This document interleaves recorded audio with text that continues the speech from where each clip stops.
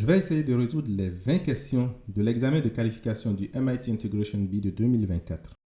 Aujourd'hui, il s'agit de la question 9. L'intégrale entre 0 et 2pi de sinus de x plus cosinus de x à la puissance 11 dx. Cette question est assez intéressante et même plutôt challengeante si on ne connaît aucune astuce, parce qu'on pourrait être tenté en fait de vouloir développer et aller jusqu'à la puissance 11. Et il y a quelque chose que je veux vous dire, c'est que c'est une très mauvaise idée. Donc ici, il faut chercher des astuces pour aller assez rapidement. La première astuce à laquelle je peux penser ici, c'est de vérifier la périodicité, par exemple, de ma fonction qui est là. Et bien sûr, je sais que sinus a une périodicité de 2pi et cosinus a une périodicité de 2pi. Donc probablement que la périodicité de cet ensemble est aussi 2pi. Donc ce que je vais faire d'abord en premier, avant d'utiliser cette notion de périodicité, c'est de réduire ceci à une seule fonction. Et comment est-ce que je peux faire ça?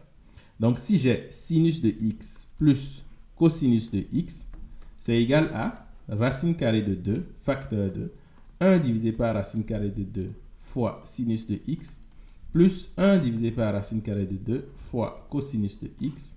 Et ensuite, le 1 demi qui est là, en fait, c'est cosinus de pi divisé par 4. Et le 1 demi qui est là, c'est aussi sinus de pi divisé par 4. En d'autres termes, je peux réécrire ceci comme racine carrée de 2, facteur de cosinus de pi divisé par 4 fois sinus de x plus sinus de pi divisé par 4 fois cosinus de x. Je suppose que vous l'avez vu venir. Ici, on a le développement de sinus de pi sur 4 plus x. Donc, je peux dire que mon intégrale que je veux calculer, ceci, est égal à l'intégrale entre 0 et 2pi de racine carrée de 2 fois sinus de pi sur 4 plus x, bien sûr, tout ça à la puissance 11 dx. Et ça commence à devenir intéressant, parce que ce que je peux faire ici, c'est déjà de sortir le 2, parce qu'il me dérange un peu. Et ensuite, c'est comme si j'avais une fonction sinus simplement. Une fonction sinus, vu sa représentation, lorsque je l'intègre sur 0 à 2pi, je vais avoir 0. Donc, je m'attends à avoir un résultat de 0. Mais comment est-ce que je peux prouver cela? C'est ce que nous allons voir ici. Donc, la première des choses qu'on va faire, c'est un changement de variable. Je réécris ceci, d'abord, comme étant 2 à la puissance 11 divisé par 2, fois l'intégrale de 0 à 2pi de sinus de pi sur 4 plus x dx. Et maintenant, je fais mon changement de variable en posant t qui est égal à pi sur 4 plus x. Bien sûr, j'aurai que dt sera égal à dx. Donc, ceci sera égal à quoi? C'est simplement 2 à la puissance 11 demi fois l'intégrale de pi sur 4 à 9 pi sur 4 de sinus de t dt à la puissance 11. Il ne faut pas oublier ça, même ici également. Ensuite, qu'est-ce qu'on va faire? On va séparer cela en deux grands blocs. Donc, je vais écrire 2 à la puissance 11 demi ici, facteur de l'intégrale entre pi sur 4 et je vais lui augmenter pi. Donc, pi sur 4 plus pi, ça fait quoi? C'est égal à 5pi divisé par 4. Donc, de sinus à la puissance 11 de t dt. Et ensuite, plus l'intégrale de 5pi sur 4 et jusqu'à 9pi sur 4 de sinus de t à la puissance 11 dt. Ensuite, je vais me concentrer sur cette partie-là.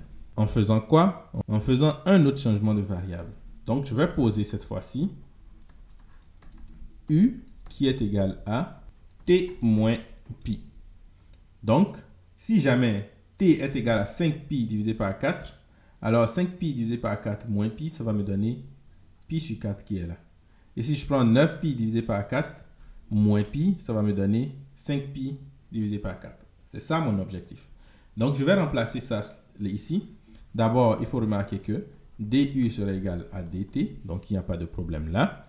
Et ensuite, l'intégrale de 5pi divisé par 4 et 9pi divisé par 4 de sinus à la puissance 11 de t dt, c'est égal à quoi? c'est égal simplement à l'intégrale entre pi divisé par 4 et 5pi divisé par 4 de sinus de pi plus u à la puissance 11 du. Ceci parce que t est égal à pi plus u. Et c'est là qu'on va utiliser une formule assez intéressante. Parce que il faut savoir que sinus de pi plus u est égal à quoi? C'est égal à moins sinus de u. En d'autres termes, ceci est juste égal à l'intégrale entre pi sur 4 et 5pi sur 4 de moins sinus de u du. Bien sûr, on a une puissance 11 ici. Le moins peut sortir de la puissance 11 parce que moins 1 à la puissance 11, ça fait toujours moins 1. Et qu'est-ce que vous pouvez constater ici? Ceci est simplement égal à moins l'intégrale entre pi sur 4 et 5pi sur 4 de sinus de u du.